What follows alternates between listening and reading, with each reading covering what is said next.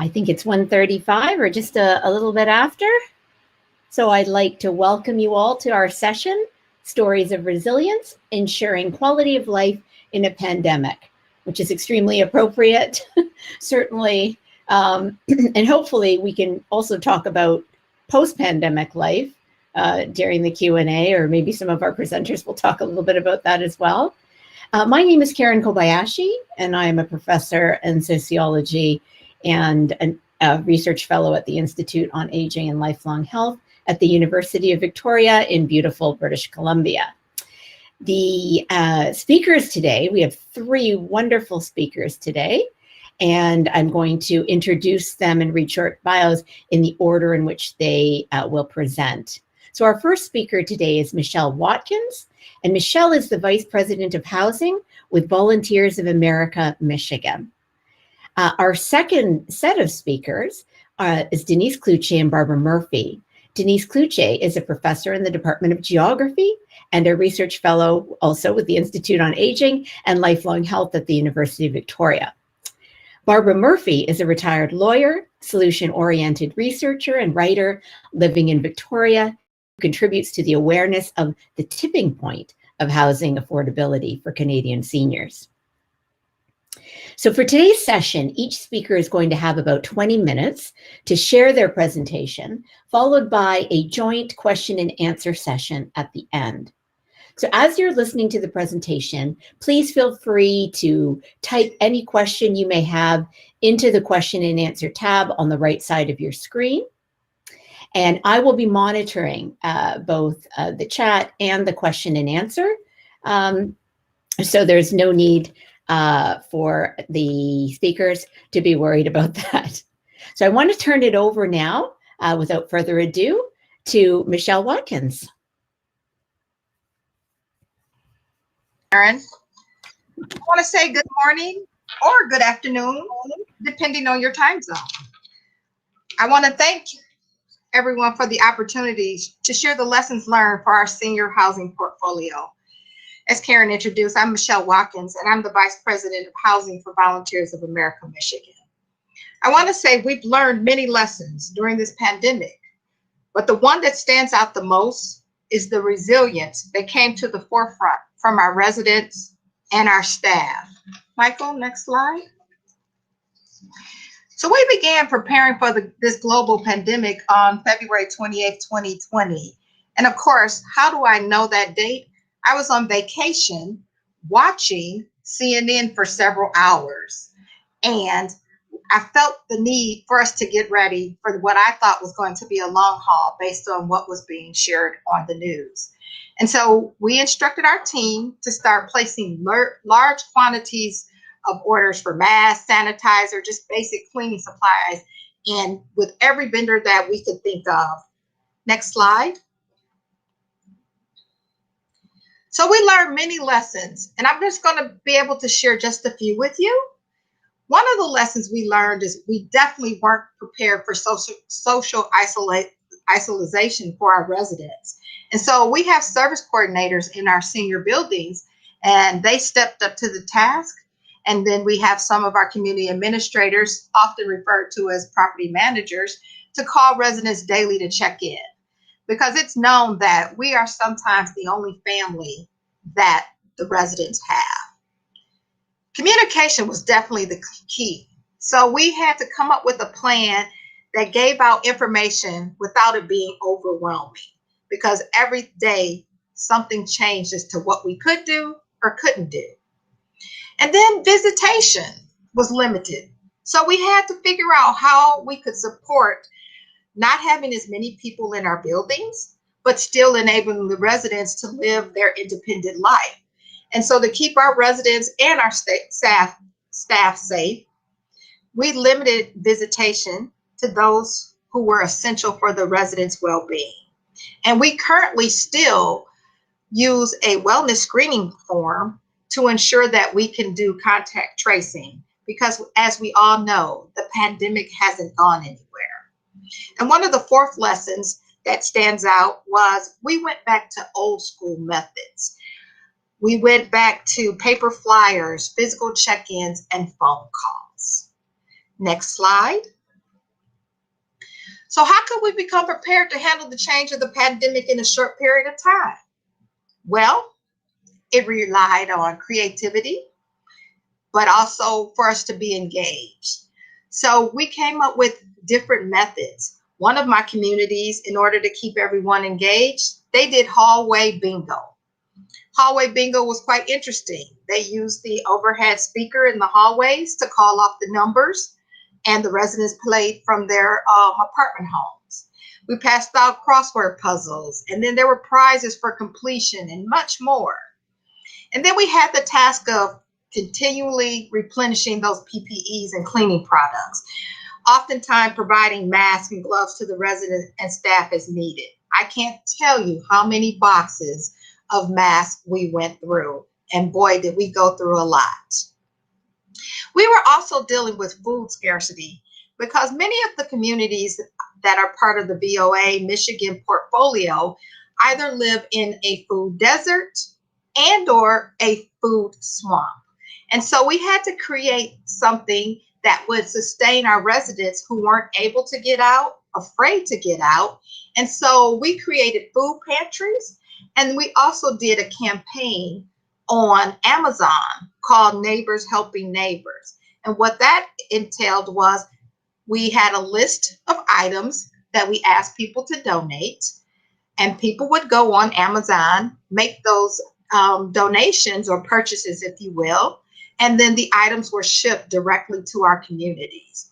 It was a lifesaver, and it continues to be a lifesaver with the food pantries, because although the pandemic is still around, our food deserts and our food swamps have not changed. And then I have to applaud the staff in all the communities. They were all hands on deck for no matter what we needed, when we needed it, and how we needed it. Next slide. So what do you do when you're faced with new challenges and the old ways won't work or can't work? You got to try a new approach. So we had stop, start, change, and pivot if you must. The pandemic was truly a wake-up call. Next slide. So during this pandemic, it called for support of the residents, but we can't forget the frontline workers, which was the staff. So we worked with a team to keep them engaged during the time of fear and uncertainty. And believe me, everyone had some fear and some uncertainty. Our residents, our staff, people coming to visit. It just was a time of unknown for everyone. We allowed flexible schedules and even remote work for our employees. But the thing that I love about the staff was they supported our residents oftentimes because they are the family to the resident.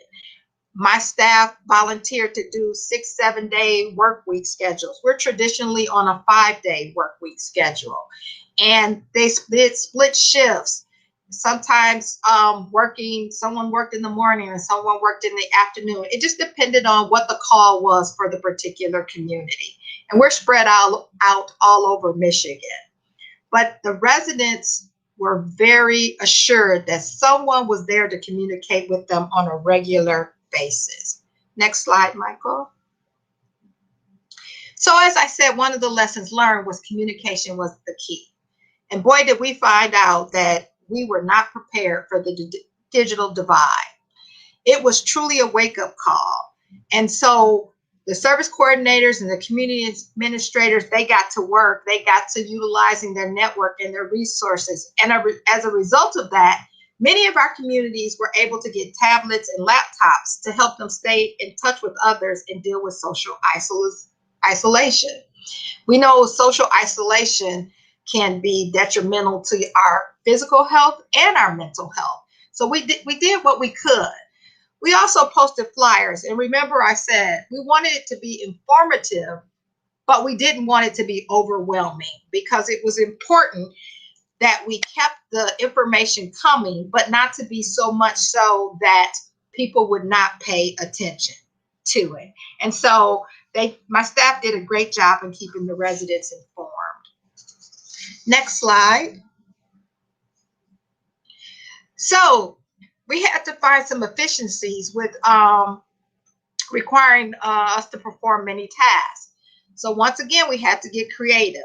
We started sending out recertification packages, which is the way we process people at our community to know what their rent is going to be, because it's based on 30% of their income. And so we started delivering those packages and doing intake by phone. Maintenance started doing deferred projects because at that time, early on in the pandemic, and depending on if we got a COVID positive case, we were only handling emergency work orders. I'm proud to say we've gone back to routine work orders, and we have not had a COVID positive case in quite a while. Our service coordinators, they got creative with utilizing the telephone. We had plastic barriers so that they could perform online inputting to ensure that our residents still kept the services that they need. And so it was a concern for us all, and burnout could happen. So we had to remind the team to practice self-care for the mind, body, and soul. So in addition to all of that, part of what we did for the team was we had frequent Zoom check-ins. And it was just a simple 40-minute call where we just checked in to make sure everyone was doing okay, or at least the best that they could do under the circumstances, because we all have lived through it and we all understood it was unpredictable, unexpected, and you just didn't know what was going to happen from day to day. Next slide. Now, there were some challenges that maintenance had to overcome because residents just didn't understand what was an emergency, what wasn't an emergency. And so we had to figure out how to communicate that. And then there was the familiarity with the staff. And so residents didn't want to wear masks. They was like, oh, I know Bob. He can come in. There's no need to have to wear a mask, but we had to enforce the mask and get everyone's cooperation so that we could service the residents' home. Because once again, it's their home. We work in it. And so it was our duty and responsibility to keep it in a safe, sanitary condition. Next slide. So staying stocked up on PPEs and supplies was necessary, but it was a challenge. But we are so grateful for the organizations that stepped up, that made donations, and many did. We had SHIP-D, which is Senior Housing Preservation Detroit, help us get flyers. We had some of our state representatives donate flyers. That Neighbors Helping Neighbors donated masks and disinfectant and hand sanitizers. Everyone came together. Talk about neighbors helping neighbors. It was just so wonderful. Next slide. Now, the best lesson comes from the feedback from our residents. I wasn't able to get anyone to be able to come on and give you their verbal understanding and feedback of how they fared during the pandemic. So we had the service coordinators reach out and get them to give us a written statement. So resident number one, what she said was, and these were, let me backtrack and tell you the questions that we asked. So we asked 5 questions. The first was, what was the experience like living in your building during the pandemic? The second was, what was the biggest challenge? Then what has given you strength or ability to cope in these days? The fourth question was, as you look ahead to the future, what makes you hopeful? And the fifth question was, what did the landlord do that was most impactful to you? So resident number one answered this. The experience living in the building during the pandemic, she said, I didn't have issues. I pretty much stayed sheltered in, but I did appreciate my neighbors following the mask mandate.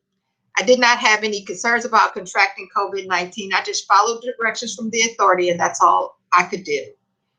What was the biggest challenge for her was being sheltered in, alone. And I think we all got a sense of that, but I think it was more so for the residents because it's independent living, 1 bedrooms. So oftentimes they are alone. And remember early on, I said, we kind of stopped the visitation to only the essential persons necessary for the residents' well-being. So this resident, she kept busy and coped by doing Zoom. So it tells me she conquered the digital divide, and she stayed in touch with her families. And as she looked ahead, what she was hopeful about was that the pandemic would come to an end and that we would learn to live with a new normal. Isn't that odd? We're calling it a new normal. And then the fifth and final question that was asked is, what did the landlord do that was most impactful to you? And in all of the answers I'm going to share, many of them brought tears to me when I realized that we had made an impact, but we didn't realize we had made an impact until they spoke it in words. So what she said was, I thought about it. We were in a transition. Their former manager had left and the office was closed for a while. But if there was an emergency, they had the ability to contact maintenance, and she appreciated that. And she appreciated the times they had companies come in and disinfect the building with that was a big one. So what our agency did was, if there was a COVID positive case, we had a professional company come in and do what was called a COVID cleaning. And that's what she's referencing there. We did what we thought was necessary without considering the costs associated with it. And some of these cleanings were between $3,000 and $5,000. To do the cleaning was more important to us for the safety of the residents and the staff than what impact it was going to have on our budget. We said we'd figure that out later. Next slide. So resident 2, she answered, the experience was, you feel as if even though we have a lot of friends in the building, you couldn't associate with people during the pandemic. You felt like you were cut off from the world. It was frustrating not to see your neighbors because we're social characters. And so we like to engage with people. We're social beings. The biggest challenge for her was that she couldn't get out. And she knew that 98% of the people in the building were usually in and out and about, and that was just a big challenge. The strength she found is that even though she couldn't go to church, she prayed a lot.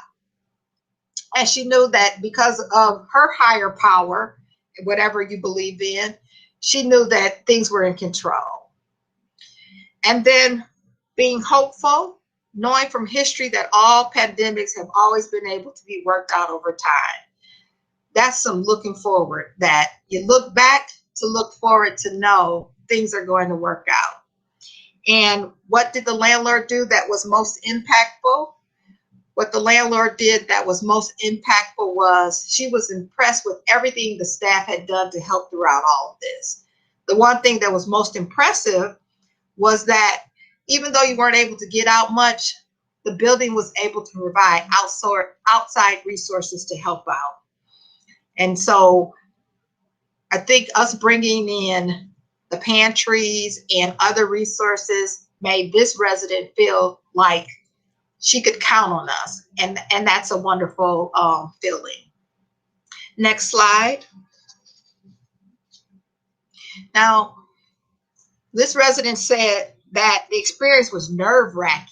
We all can relate to that. It was nerve-wracking, not knowing what was going to happen from day to day. She said that the biggest challenge was being cooped up with no contact. That social isolation was getting to people.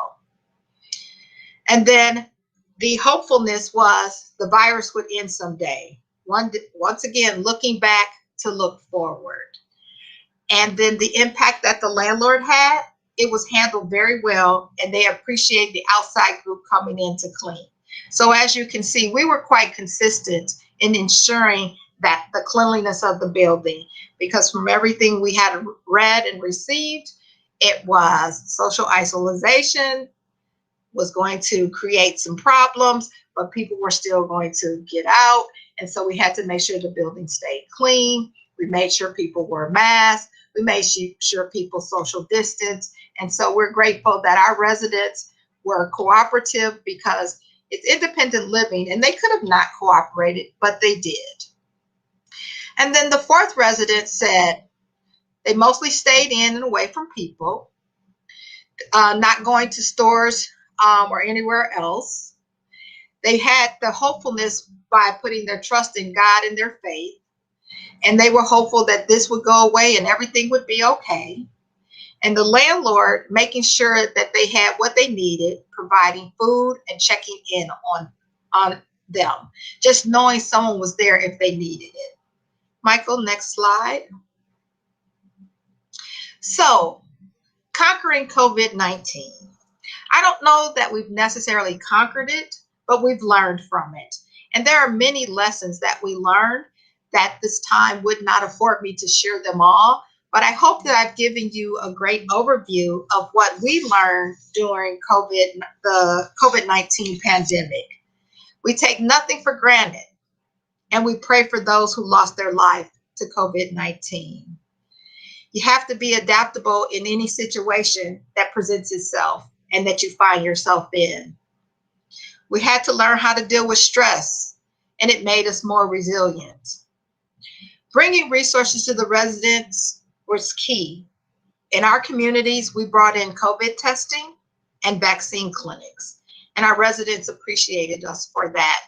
And we appreciated the fact that they were willing to take the test as well as get the vaccine, although it was not required. We are developing some best practices from this experience. And unfortunately, this global pandemic has shown that we weren't ready.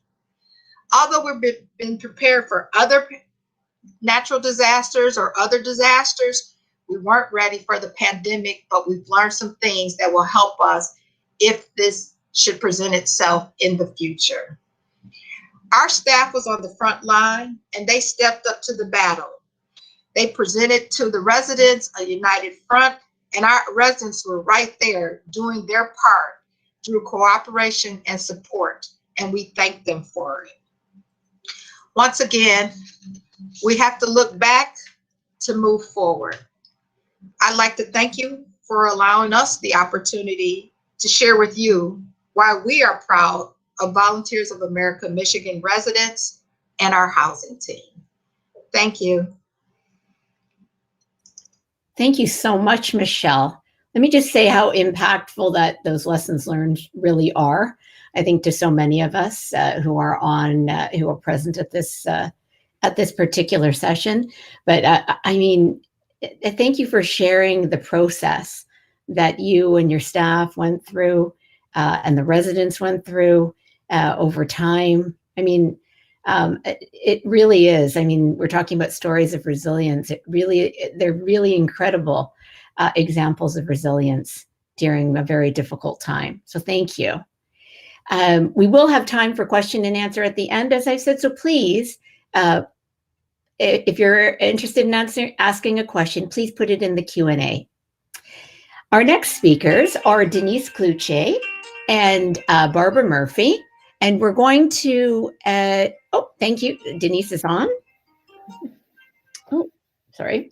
Denise is on, Lexi is on, and Barbara. The two speakers today are going to be Denise and Barbara, though. So I'm going to turn it over to both of you now. Okay, can you see the screen well enough? The presentation screen? You can see it. Okay. Yeah, okay. Great. Thank you. Thank you, Michelle. You're a tough act to follow. So my presentation today is called Stories of Resilience, Turning Points and Tipping Points, Experiences of Older Women Renters in Victoria, BC. This is really the work of Lexi Stewart for her honors undergraduate thesis. And usually I'm her backup singer, but today I'm the lead vocalist, I guess, and presenting on her behalf. And I'm going to take about 12 minutes for my comments, I hope. Actually, I was going to turn on my, or Karen will time me or pop back in, I think. And then Barbara, turn things over to Barbara for more of the resilience aspects, I guess. Let's see. Okay, now I'm not having. Okay, I wanted to begin just quickly by acknowledging that we're on the territories here this morning of the Lekwungen peoples, the Songhees, Esquimalt, and WSÁNEĆ peoples whose historical relationships with the land and water continue to this day. And I wanted to mention that actually Lexi's project on older women renters was actually the start of a larger research program for myself and a wide array of other team members to look at housing, health, and homelessness for older women. So I think that's important to mention how exciting it is as well to start from one place and end up at another. Today, I'm going to talk to you about the results of a qualitative research study that took place in Victoria, BC in 2019. So kind of pre-COVID. And again, Barbara's comments will move on to talk about what she's been experiencing over the last 2 years since this research project was undertaken. The purpose of this study is to identify the daily challenges and coping strategies of older women living with lower income in regards to affordable housing.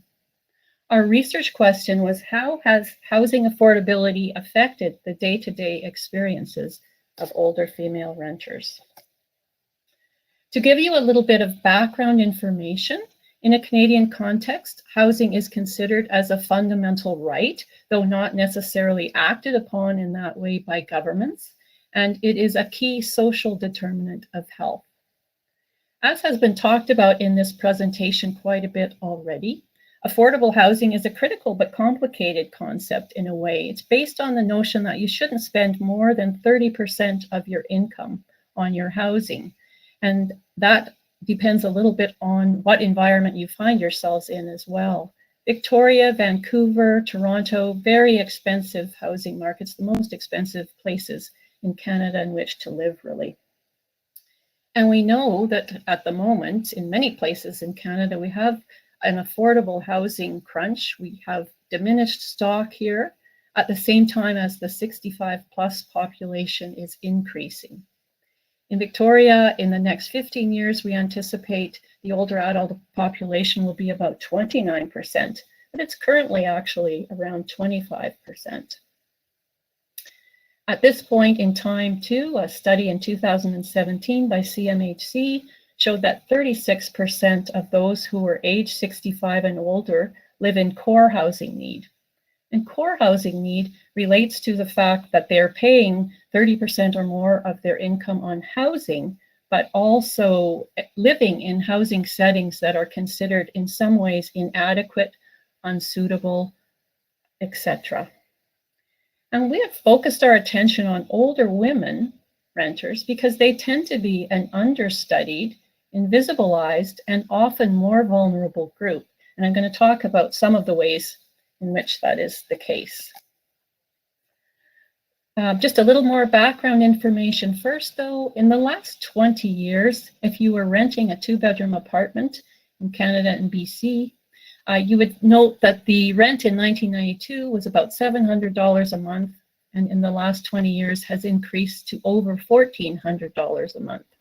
And I think if we were looking at that price today, it would be even more. You wouldn't be able to get a 2-bedroom apartment for $1,400. We know that in British Columbia as well, the rate of poverty among older adults is highest in British Columbia compared to other provinces at about 8.8%. We know that older adults struggle at times, or a certain percentage of older adults struggle to sustain their rent in their homes in the context of other food, clothing, and other costs.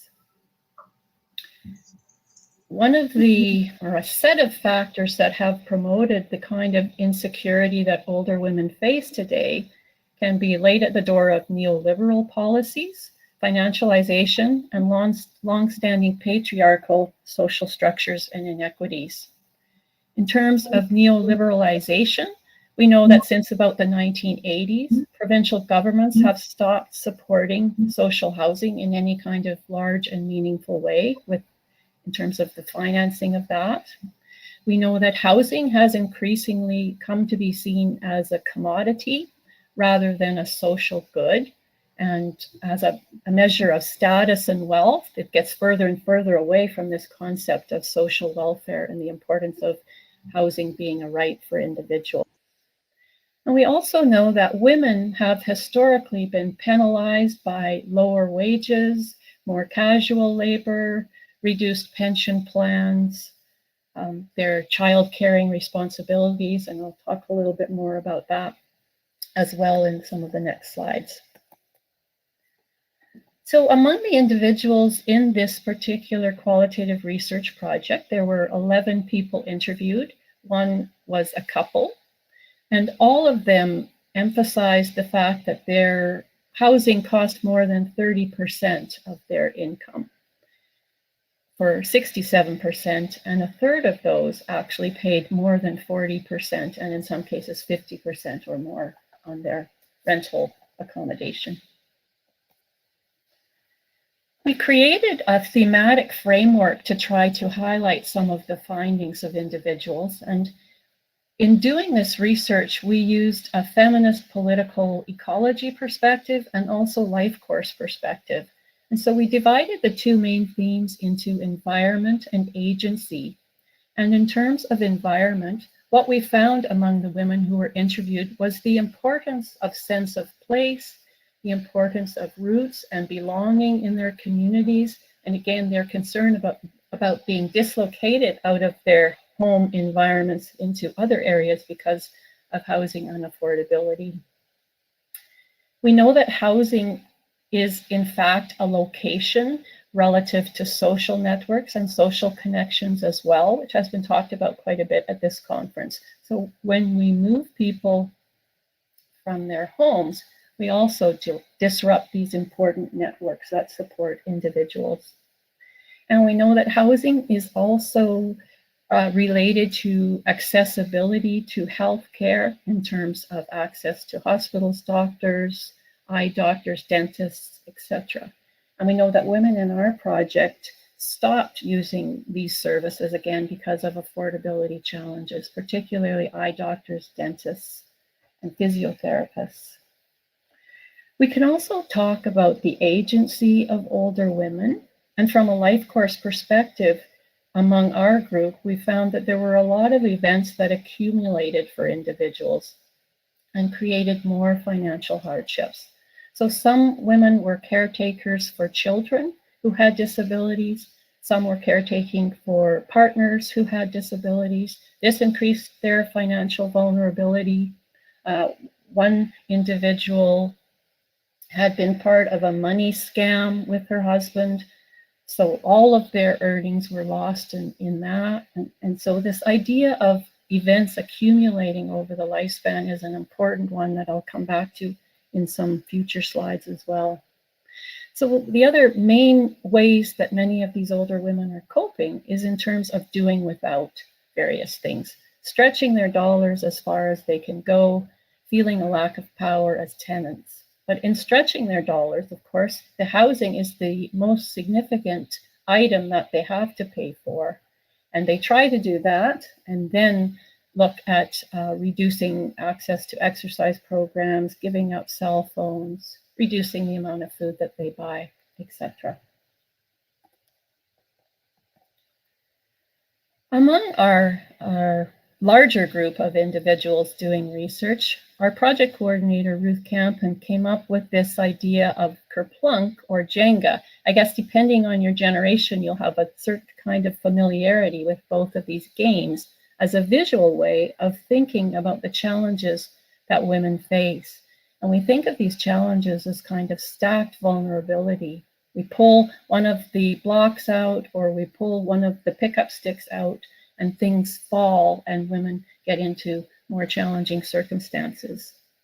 Among the sample of individuals interviewed, these feelings of vulnerability were very widely shared and expressed.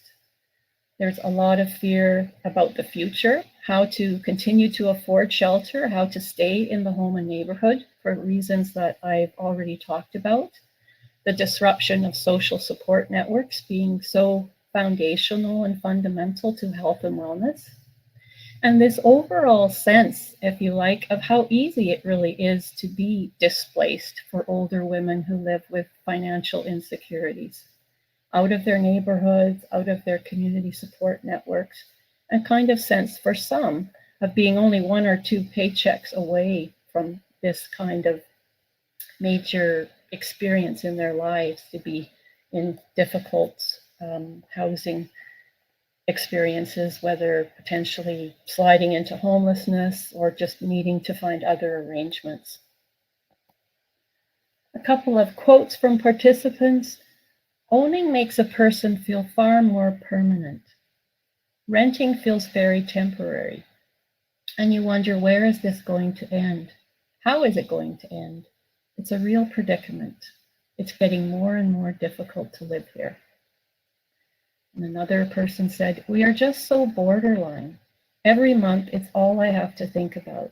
I have to think about every single penny. That kind of leads into some major discussion and conclusion items. First of all, it's important for us to understand the relevance and need to support women where they are at now, to reduce their invisibilization, to increase the power of their stories, and to share their stories in the circumstances that they find themselves in. To think about integrated, holistic wraparound care and services for women going forwards. What we found in our research project is that for some women, it's the first time that they're really experiencing this kind of deep housing insecurity. They haven't had that experience over their lives to get techniques, to understand about the service environment a little bit more. And so they often have a lack of awareness of what's available to help them. Some of the comments that came out among our sample that were talked about for women was perhaps the importance of thinking about tax breaks for renters. Is there a way that rental income, there could be some kind of tax break put into place? We know as well in Canada and many jurisdictions across the country where costs are higher, that pensions are not often indexed to the cost of living, that old age security and guaranteed income supplements don't necessarily go as far as they need to and need to be looked at more fully. We know in general terms that there are simply not enough options, not enough affordable housing options. We heard in this conference already about a great many ideas from CMHC and other organizations about things that can be brought into play and put into place, but there's a lag time with those coming on stream. And so what kinds of creative and innovative solutions can we have in the shorter term to address the real issues that are very pressing on us right now? And the second and larger piece that's much more difficult to address in some ways is the idea of reducing the economic disadvantages that have multiplied for women across the life course. So not looking at how they've gotten into trouble at this stage of their lives, but how do we help women with better incomes throughout their earning years, with better pension plans, better access to childcare benefits, and looking after older relatives benefits and that kind of thing. And so these things require much more systemic and structural change, but have to be part of our thinking going forwards. And I think at that point, that takes me over to turn things over to you now, Barbara, for the next stage and your reflections on resilience. Just let me know when you want me to change the slide for you as well. Yeah, I will. Thank you very much. My name is Barbara Murphy, and I do live in Victoria, BC.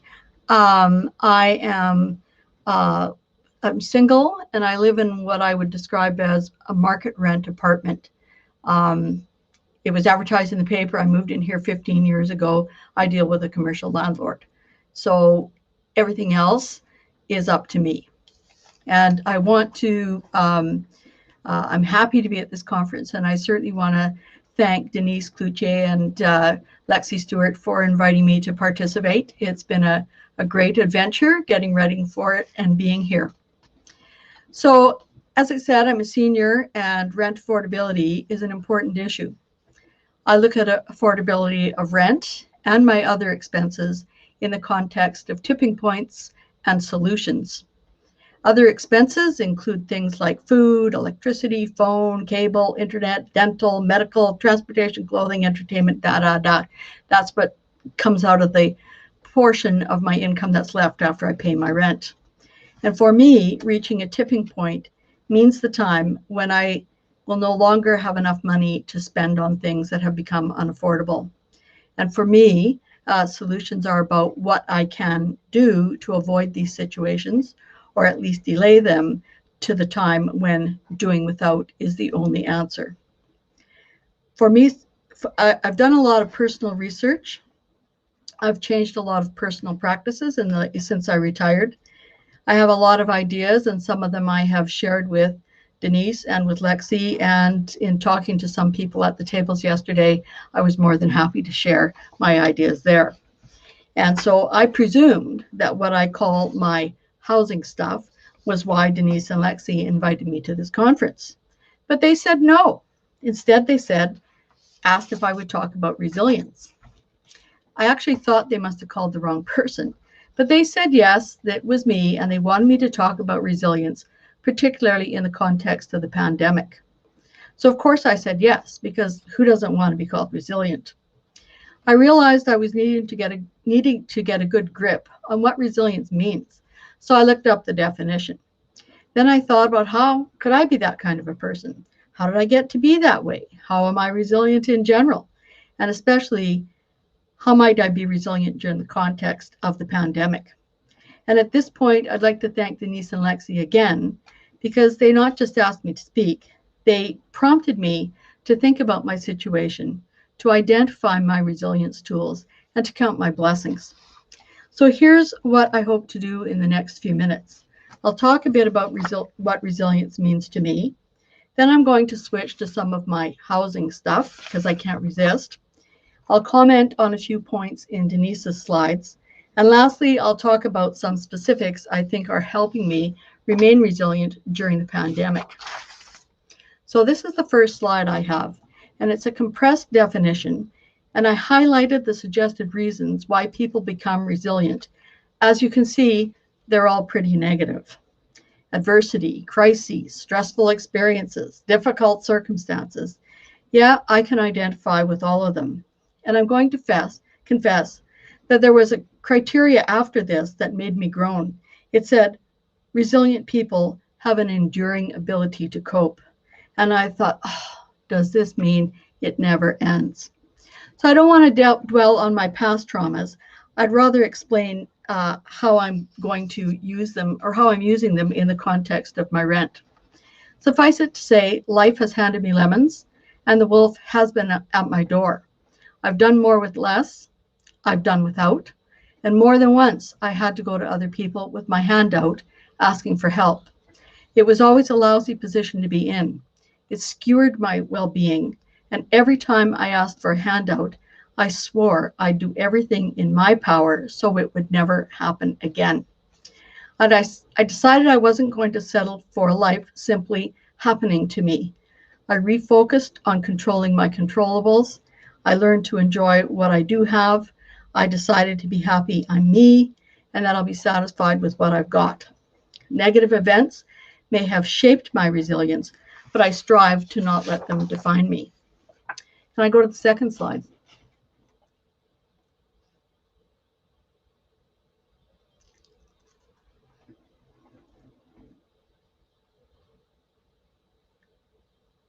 Denise? Okay, something's gone wrong here. I'm trying for you, Barbara. Oh, okay. Well, I'll just carry on talking, because slide 2 is actually slide 1 again, but with a different emphasis. Instead of highlighting the words adversity and crises and stressful experiences and difficult circumstances, aha, successful adaptation, cope and recover, sense of purpose and vitality, emerge stronger, flexibility to shift. I try to apply these lessons and these lovely labels to how I conduct my life now, what's happening now. I put past lessons to develop strategies for the future. I don't like adversities, crises, stressful experiences, or difficult circumstances. I do everything in my power to foresee them. I do everything in my power to avoid them. and I stave them off as long as I can. I plan ahead. I try to be prepared for the lemons life throws me and the wolves that may come to my door. And all the way along, there's one thing I consistently do. I choose and practice how to be a happy person. Now I'm going to switch to talking about some of my housing stuff because I think it's an example of how resilience plays out in my life.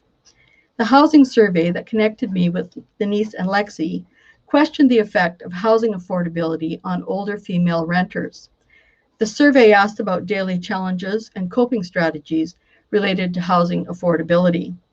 I showed up for the survey with documents I'd cobbled together about seniors' housing costs. I brought facts, figures, definitions. I had short-term and long-term projections, and they were all laid out on spreadsheets. I also brought a document with narratives, and because I'm a solution-oriented person, I also had a bullet point list of possible solutions. That may sound like a lot of work to prepare for a survey, but the truth is I didn't do the work for the survey. I had already done it for myself. For me, keeping track of money in and money out is essential for my well-being. As a retiree, I can't change my money in status. My days of upward mobility are over. No promotions, no jobs, no retraining opportunities to improve my financial situation. My sources of income are pension related, and pensions do get an annual 1 or 2% boost. And I can tell you in the 9 years between 2012 and 2020, the Canada Pension Plan increases average out to 1.8% per year. In the same time frame, BC rent increases average out to 3.1% per year.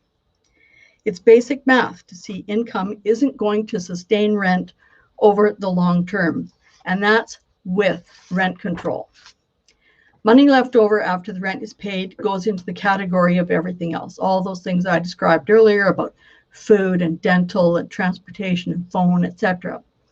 And if my experience is average, the everything else over 10 years includes appliances like a kettle, a microwave, a television, a comfortable chair, and at least one computer. Costs in the everything else category are also increasing. At the same time, in the everything else category, money available for everything else category decreases. But everything else is where the belt tightening happens. I've already passed my tipping point and eliminated several everything else's from my budget. So that's my experience on the practical side of the daily challenges as a senior female renter. On to the question about coping strategies, adaptation, flexibility, and all that fine stuff. I figured out a long time ago that not liking something gets me nowhere. Feeling bad or sorry for myself changes nothing. So I control what I can control, I like who I am, and I take care of my own well-being. There was a time in my life when I didn't believe happiness is a choice, and that attitude didn't get me anywhere either. So I decided I would choose happy. It's an easy choice and a noble goal, but it's also a ton of hard work. I started caring for my inner self as much as for my outer self. I control what I can. I choose my responses and reactions to people and circumstances. I avoid negativity like the plague, including negative people. I've talked to counselors, I read books, I started caring for myself equally as much and as well as I ever care for anybody else. I've come to enjoy my own company best. My time and my well-being are as precious as my money. I pruned my roster of friends and I stick closest to those I call like-minded and similar circumstances. And for me, it's working really well. So back to the rent situation. When it comes to affordability of rent or anything else, I keep myself informed. I track my expenses. I know which belts I can tighten and those I can't. I prioritize everything and I try to choose wisely. Rent affordability is a precarious and uncomfortable situation. I didn't cause it, I can't control it, and I can't change it, but I don't dwell on that. Instead, I'm thankful every day for the apartment I have. I'm friendly to my neighbors, and out of respect for them, I put on earbuds when I crank up my music to dance in my living room. I haven't yet reached my affordability tipping point for rent, But I have reached a preliminary tipping point. That's the point where I can no longer afford a voluntary move, which also means I can't afford an involuntary move. I keep tabs on market rent for apartments in my area, my region, and every place where I might consider moving. I would be willing to relocate or downsize or both, but overall, those costs aren't more affordable than what I already have. So I'll stay put and I'll be thankful. Rent will stay my biggest expense. It's fixed, it's non-negotiable, it's top priority, it's the expense for which all other belts must be tightened. For solution finding purposes, I keep track of how my personal situation stacks up against other senior renters. This is especially so for seniors with similar or lesser incomes. It's a heck of a lot of people, and that number is growing. I keep myself aware of what financial supports are available.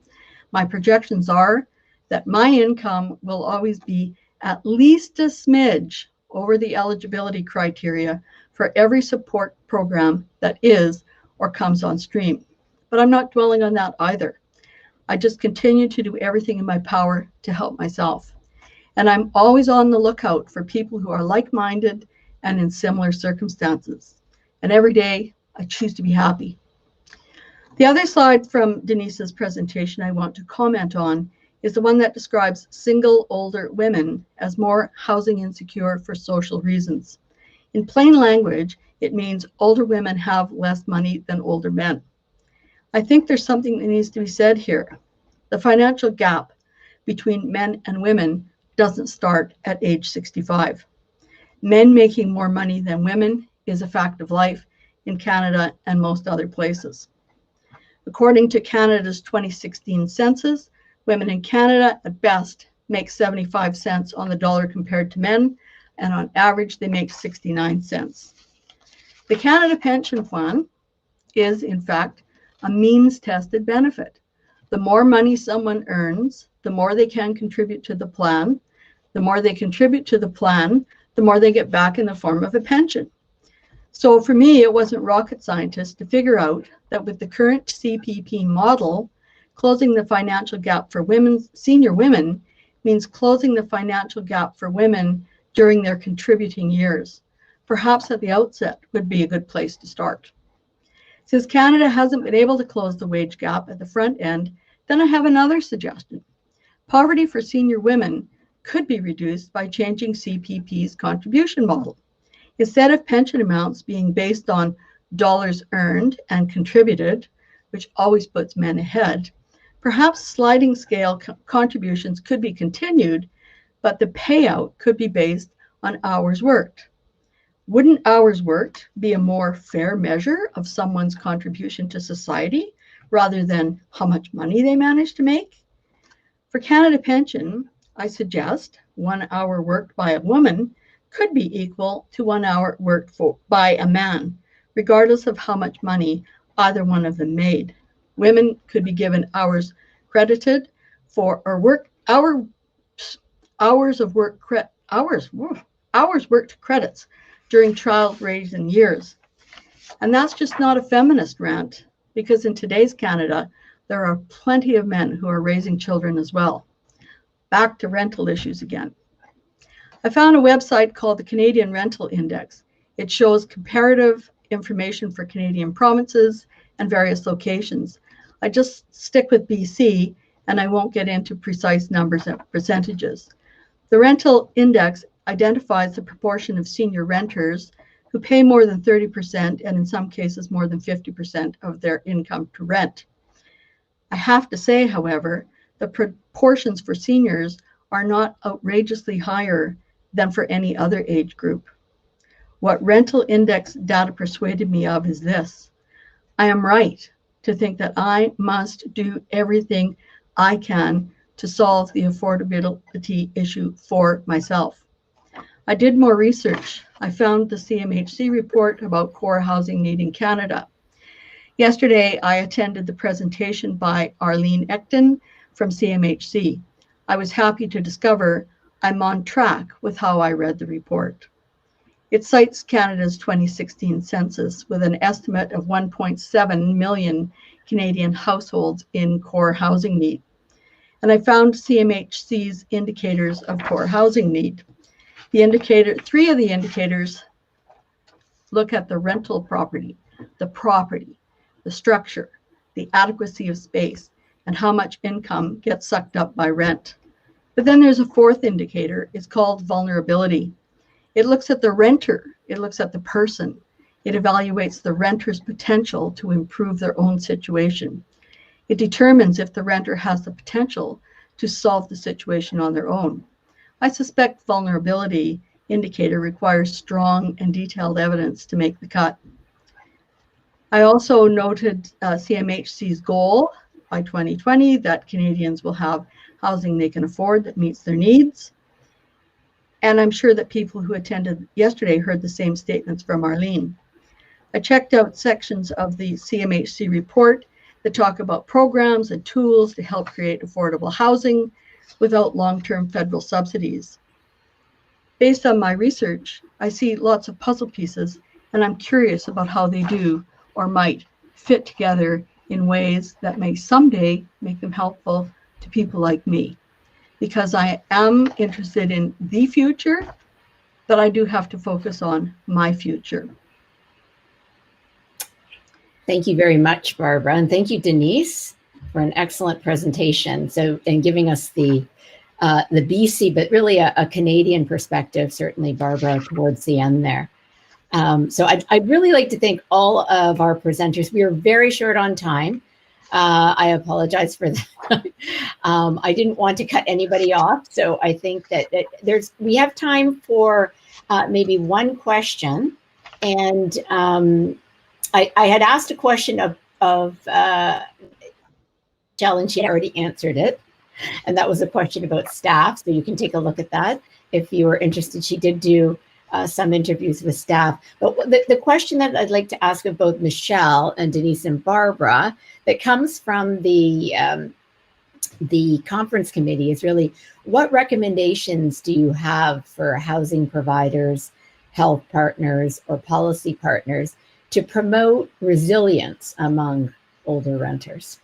Because this was a session that really focused on resilience, the construction of resilience, and you gave a nice example or a definition, Barbara, at the beginning of your presentation.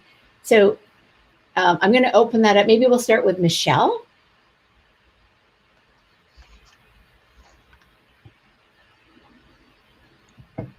Michelle, did you want to come back on? I don't know if Michelle, oh, there she is. Oh, there I am. Okay. There you are. Yes. Okay. Having some technical difficulties. I think Barbara said it best. You have to hear directly from the resident that's impacted to understand what the solutions are and what makes them resilient. Mm-hmm. We can guess in a vacuum what it would take from policies and procedures, but I don't think we ever get the right answer because we're using practical experiences from procedures and not hearing it directly from the person who's impacted. Excellent. Thank you very much, Michelle. And again, it's another, it's more support for the kind of work that Sander and Christine presented this morning, a true community engaged participatory action kind of project. When we're talking about bringing forward recommendations, what's the kind of research that needs to take place in order to produce these kinds of recommendations? So thank you, Michelle. Denise and Barbara, did you want to answer? I mean, I think you're absolutely right, Michelle, that Barbara did a wonderful summation, I think, a really nice response to this. But Denise, did you want to add anything on recommendations? Sure. I love that Barbara and Michelle have said about a more resident-centered focus. I think that is absolutely what we need and the way to go. But I guess the other thing that I would recognize is the lack of integration between providers of all types and affordable housing opportunities, city council members, etc. And I think that that's a real failing that we can't afford anymore. We need to get past that. We need to be able to work together more effectively and more quickly, because these problems are so time sensitive, I think, and growing. So I just stop there and let Barbara have a chance to weigh in too. Well, in terms of resilience, the one thing that I realized when I looked at that definition and I started to look at how it applied in my life, not just before, not just as a senior, but leading up to it, and I realized it's a learned skill. It's not just your response, and and you're certainly not. At least I wasn't born that way. Trust me.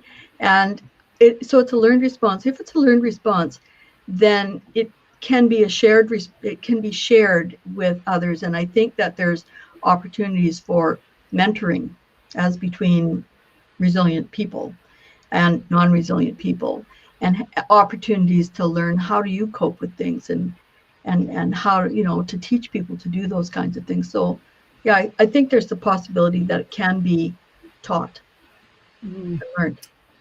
I love that idea of a peer mentorship kind of a model, Barbara. I think Michelle had spoken about it a little bit as well, but I think that's a wonderful way actually to end this session. And I'd like to thank you all, Denise, Barbara, and Michelle. We're so grateful that you were able to join us today and share your experiences and expertise with the audience. I thank the audience for joining us. We hope you enjoyed this session. Just a reminder that with speaker permission, the slides and materials will be made available on the conference website approximately 1 week following the conference. So we now have, depending on what the announcement is going to be, we have between 5 and 10 minutes for a networking break. So you're welcome to return to the main room and network with others there. Tables. Our next session is going to start at approximately 2:45 Eastern Daylight Time in the main room, where we're going to hear about the results of the student poster competition. So I hope I see you all there. It was a very exciting competition overall, and we had a wonderful set of older resident reviewers for that competition. All right, so I think I'll get Michael to take us to the next. He'll end the session and we'll move on to the main room.